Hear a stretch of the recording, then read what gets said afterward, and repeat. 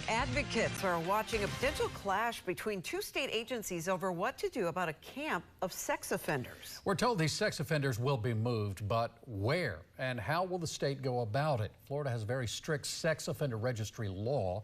News Channel 8's Walt Buteau back tonight with an update to his ongoing investigation.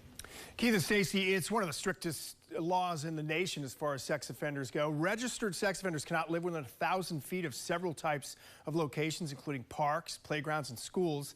That may be what made a Pinellas Park wooded area work in this case, but it might not be the solution for much longer. Eagle 8 gives you a look at where the camp is from above, showing you how it's tucked away alongside US 19 Frontage Road and Bryan Dairy Road in Pinellas Park. We're told it was cut into the brush and bramble last year and now is home to about a dozen registered sex offenders who charge their ankle monitors with a solar device they set up. Home and business owners nearby say they were not alerted about who lives here, even though several offenders claim their probation officers sent them to this location. Yes. Without an address. Yes.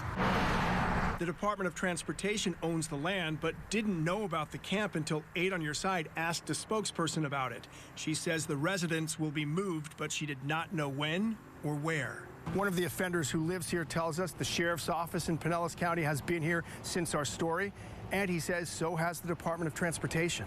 The offender texted me saying DOT came out here and said they are coming out to clear this area. Hour later, Pinellas Sheriff showed just to check who's who. Didn't tell us to leave. I don't think that it's appropriate. Denise Rock, founder of inmate advocacy group Florida Cares, talked to us from her office in West Palm. She says countless other offenders claim they were sent to live in the woods in other parts of the state, which may violate the Department of Corrections rules. Rock is one of many who will be watching what happens next in Pinellas Park. I think just in complete transparency, the people that are living in the woods should know where they're going in advance, as well as the public should know where they're going.